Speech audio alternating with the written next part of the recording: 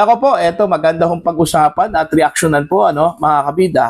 Nagbitaw po ng manghang na salita po mga kabida Ito hong si Ben Tulfo o mas kilala hong si Bitag mga kabida po. Laban ho sa kanyang mga kapatid. Okay? Although hindi po niya pinangalanan po mga kabida, isa hong blind item, pero mismo ang mga netizens ang nagkonekta dito mga kabida sa kanyang mga kapatid po Alright?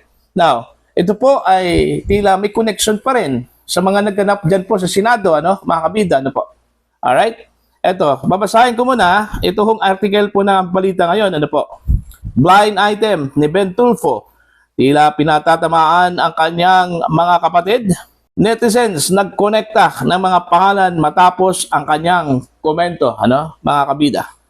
Umani ng atensyon sa social media ang isang blind item na inilabas ng broadcaster na si Ben Tulfo matapos itong iugnay ng mga netizens sa kanyang mga kapatid na sina Senator Raffy Tulfo, Senator Erwin Tulfo at kuya na si Mon Tulfo.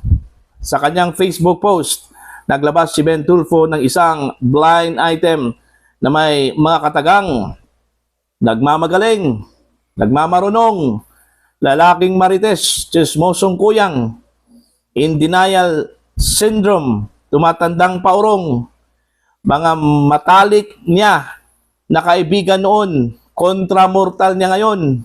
Okay? Lahat ng kanyang dinidikitan, giba, para siyang anay. Kilala niyo siya? Okay? Kalakip ng post, ang tanong, meron ba kayong ganito sa pamilya niyo? Okay? Ngunit lalo pang umugong ang usapan matapos isang komento sa ilalim ng post. May isang netizen na nagtanong, kuya mo ba sila? At diretsang sumagot si Ben Tulfo, you got it!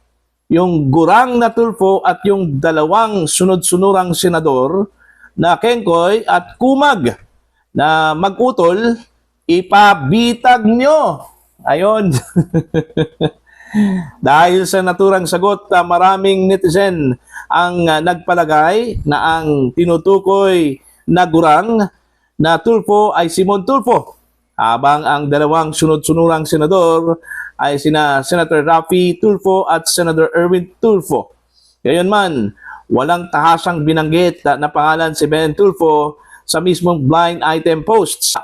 Ang palitan ng mga pahayag ay lumabas sa gitna ng mga kontrobersiyang kinasasangkutan ng magkakapatid na Tulfo, partikular si Erwin Tulfo na nasa sentro ng usapin kaugnay ng sigalot sa Senado at sa Blue Ribbon Committee. Kapansin-pansin din na ang mga salitang ginamit ni Ben Tulfo laban sa mga taong tinutukoy niya sa blind item ay kabilang sa matitinding pampublikong puna na kanyang inilabas laban sa sarili niyang mga kapatid. Sa ngayon, wala pang opisyal na tugon o reaksyon sina Mon Tulfo, Senator Raffy Tulfo at Senator Erwin Tulfo kaugnay ng viral na post at komento ni Ben Tulfo. Ayon. So, masakit, manghang, mga kabida, yung salita na binatawan po ni Ben Tulfo po, laban ho sa kanyang mga kapatid po, mga kabida. Although, gaya ng sinabi ko po kanina, at gaya ng sinabi ng article po ng balita ngayon, wala ho siyang binanggit doon ho sa kanyang post ng mga pangalan. Blind item po yun, mga kabida. Pero malinaw, okay, ayon po sa post mga kabida ni Ben Tulfo at pinangalanan po ng mga netizens mga kabida na ang kanyang tinutukoy po ay walang iba kundi yung kanyang mga kapatid, Yung kanyang nakakatandang kapatid na si Mon Tulfo na sinasabi ho niyang nagmamarites, chismosong gurang at saka matandang paurong. Mga kabida, may mga kaibigan siya noon na ngayon nakalaban na raw niya, mga kabida. At dito naman po sa dalawa, si Senator Erwin at saka Senator Raffy po, mga kabida, tinawag po niyang sunod-sunuran. Kumag, po. Ano ba itong kumag? Ni-research ko itong kumag, mga kabida. Ang ibig sabihin po ng kumag, ito babasahin ko muna. Alright? Sa Tagalog, ang kumag ay balbal na salita na tumutukoy sa isang taong pasaway, walang hiya, GO-GO, o gumagawa ng kalukuhan. Madalas itong ginagamit bilang panlalait o pagpuna sa ugali ng isang tao po. Ano? So tinawag po niyang kumag itong dalawang mga magkakapatid, itong dalawang senador. Okay?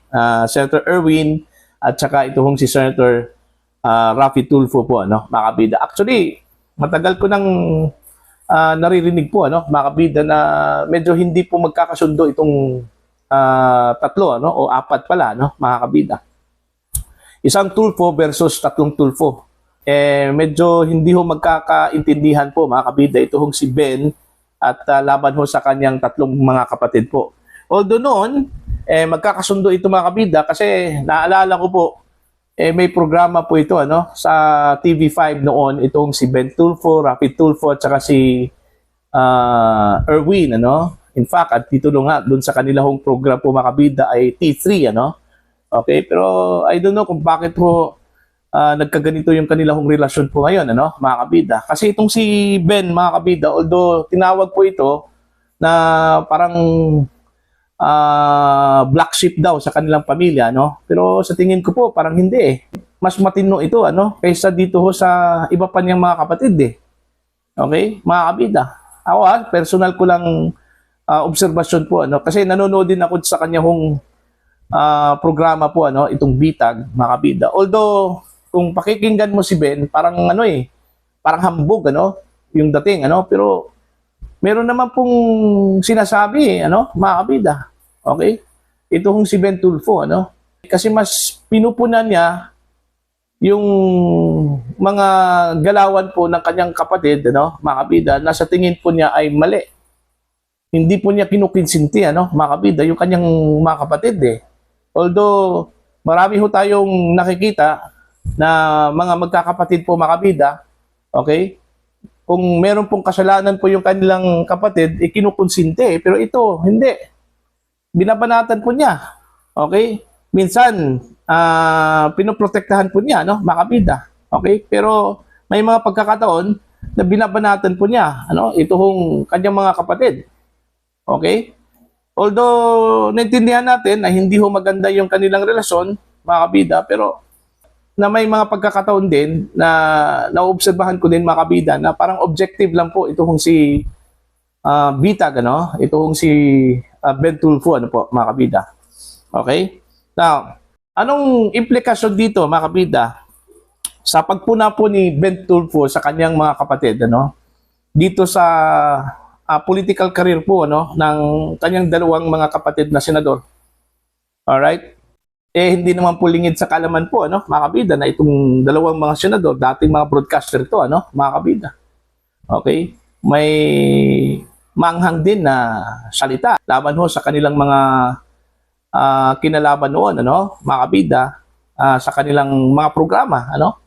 Okay? Kumbaga, binalik lang po sa kanila kung ano man yung mga manghang na salita, no, na kanilang sinabi laban ho sa kanilang mga subject, sa kanilang komentaryo po dati, ano, mga kabida, dito sa ginawa po ni Mr. Ben Tulfo, ano, sa kanila, ano po, mga kabida. Alright? So, yun. Although nakakadismaya dahil magkakapatid, nag-away-away po, ano, mga kabida, hindi ho maganda po, ano, lalong-lalo na po bilang mga Pilipino, kilala po tayo, mga kabida, na magalang at maunawain at may magandang hubog po, ano, sa ugali, ano, mga kabida.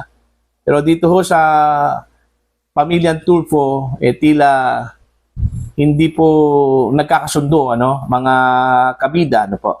Okay lang sana kung hindi nakakasundo. Normal lang yan na minsan magkakaiba yung paninindigan po, ano, mga kabida. Pero yung i-publicize mo, yung away po ninyo ay nasa publiko, ano, mga kabida, ibang usapan na naman po yun, ano po, no? So, yun, ano, napansin lang po, mga kabida, ng mga netizens, ito hong pahayag po ni Mr. Ben Tulfo, ano, laban ho sa kanyang mga kapatid, ano, mga kabida. Okay? Ang sabi po ng iba, it goes to show lang talaga, ano, na may mga pagkakataon talaga na kahit na magkapatid, pinupuna po, ano? Okay? Hindi po yung typical na, hindi po yung kinukonsinti po ng isang kapatid, yung kanyang kapatid, ano? Kahit na mali, ipinaglalaban pa rin, pinoprotektahan pa rin, ano? Pero dito ho sa pinakita po ni Mr. Bentulfo, mali, basta mali, mali talaga, no? Hindi po pwedeng tama, ano? Mga kabida. Alright? Pinupuna po niya. Kung sa tingin po niya, mali po ang ginawa po ng kanyang mga kapatid na senador, pinupuna po yan, ano, mga kabida. Marami na pong instances po doon sa kanyang program, nakita ko po, ano, mga kabida, pinupuna po niya yung actions po ng kanyang mga kapatid na mga senador. Okay? Mga kabida, ano po. Although mixed po yung reaction po ng mga netizens laban ho dito kay Mr. Bentulfo, ano, pero mas nananaig po, mga kabida, yung positive remarks ng mga netizens dito ho kay Mr. Bentulfo, ano, mga kabida, kaysa negatibo po yung tingin po nila, no, sa kanya. Okay? Mga kabida, ano po. Anyway, away magkapatid yan. Okay? Wala ho tayong karapatan na manghimasok dyan, ano, mga kabida. Pero, since nasa public domain po ito, ano, mga kabida, isinapubliko po ni Mr. Bentulfo yung kanyang puna, normal lang po yan na pagpiyastahan po yan, ano, ng mga netizens, mga kabida. Ang importante lang doon, nakikita ko ng mga netizens sino yung tama at sino yung mali, ano, sino yung nagpuna doon ho sa mali. At least nalalaman po ng mga netizens, mga kabida, kung ano pong ginagawa po, mga kabida, ni Mr. Bentulfo, ano. Okay? Yung kanyang pagpuna po sa kanyang mga kapatid, ano. Despite na kapatid po niya yan, mga kabida, pero hindi po niya kinukonsinti po, ano, mga kabida, yung mga ginagawa ng kanyang mga kapatid.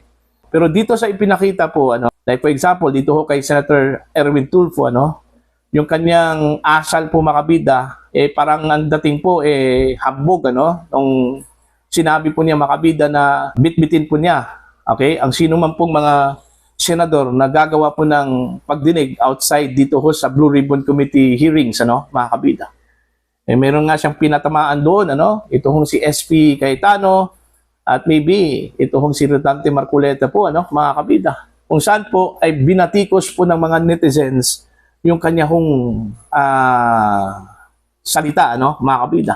Na tila hindi po asal po ng isang senador.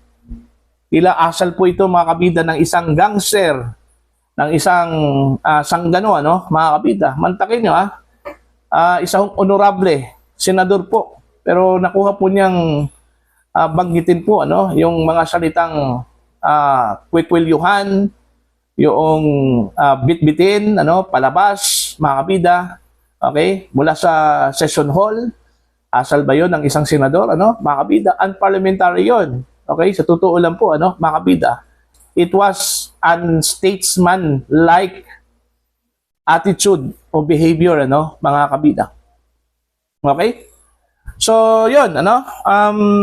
Nagsalita na po yung kanilang kapatid na si Bentulfo. At maanghang po ang salita na binitawan, mga kabida, laban po sa kanila. At kabilang na po dito, mga kabida, yung kanila hong nakakatandang kapatid, ano? Na si Mr. Montulfo, mga kabida. Para po sa inyong opinion at pananaw po, ano? Please comment down. Sa mga hindi pa po subscriber po sa aking channel, please subscribe. Just click the subscribe button, click the notification bell, click all para updated po kayo, mga kabida, sa aking mga uploads. Maraming salamat po sa inyong lahat.